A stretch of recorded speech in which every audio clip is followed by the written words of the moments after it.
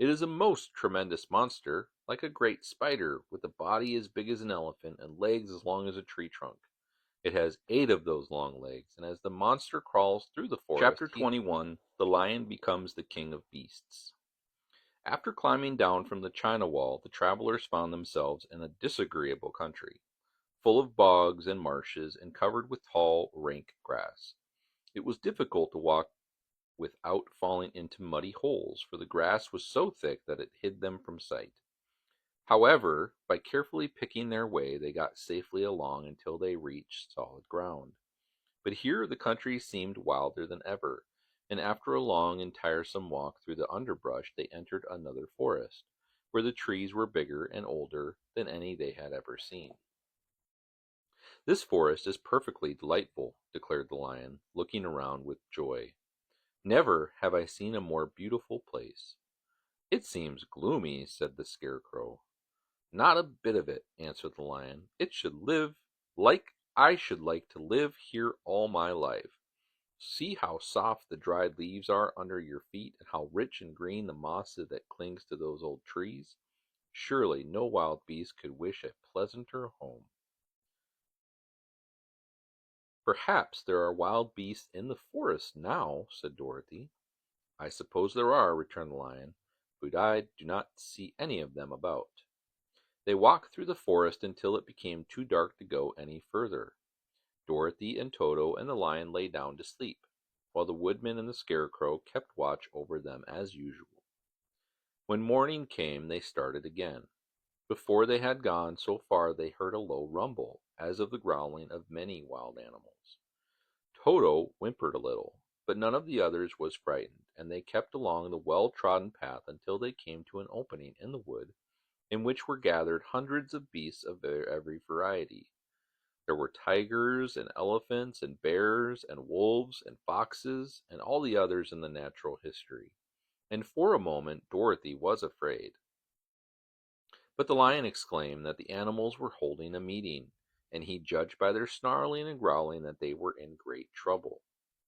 As he spoke several of the beasts caught sight of him, and at once the great assemblage hushed as if by magic. The biggest of the tigers came up to the Lion and bowed, saying, "Welcome, O King of Beasts! You have come in good time to fight our enemy and bring peace to all the animals of the forest once more." "What is your trouble?" asked the Lion quickly. "We are all threatened," answered the Tiger, "by a fierce enemy which has lately come into this forest. It is a most tremendous monster, like a great spider, with a body as big as an elephant and legs as long as a tree trunk. It has 8 of those long legs, and as the monster crawls through the forest, he seizes an animal with a leg and drags it to his mouth, where he eats it as a spider does a fly. Not one of us is safe while this fierce creature is alive, and we had called a meeting to decide how to take care of ourselves when you came upon us." The Lion thought for a moment. "Are there any other lions in this forest?" he asked. "No, there were some, but the monster has eaten them all, and besides, there were none of them nearly so large and brave as you." "If I put an end to your enemy, will you bow down to me and obey me as king of the forest?" inquired the Lion. "We will do that gladly," returned the Tiger, and all the other beasts roared with a mighty roar, "We will!" "Where is this great spider of yours now?" asked the Lion. "Yonder, among the oak trees," said the Tiger, pointing with his forefoot. "Take good care of these friends of mine," said the Lion, "and I will go at once to fight this monster." He bade his comrades good-bye and marched proudly away to do battle with the enemy. The great spider was lying asleep when the Lion found him, and it looked so ugly that its foe turned up his nose in disgust. Its legs were quite as long as the Tiger had said, and its body covered with coarse black hair. It had a great mouth with a row of sharp teeth and a foot long. But its head was joined to the pudgy body by a neck as slender as a wasp's waist.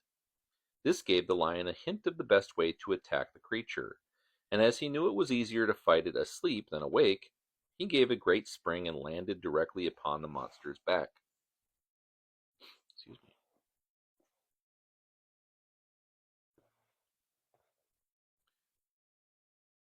This gave the Lion a hint of the best way to attack the creature, and as he knew it was easier to fight it asleep than awake, he gave a great spring and landed directly upon the monster's back. Then, with one blow of his heavy paw, all armed with sharp claws, he knocked the spider's head from its body.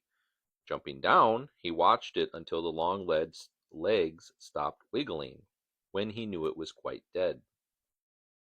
The lion went back to the opening where the beasts of the forest were waiting for him, and said proudly, "You need fear your enemy no longer."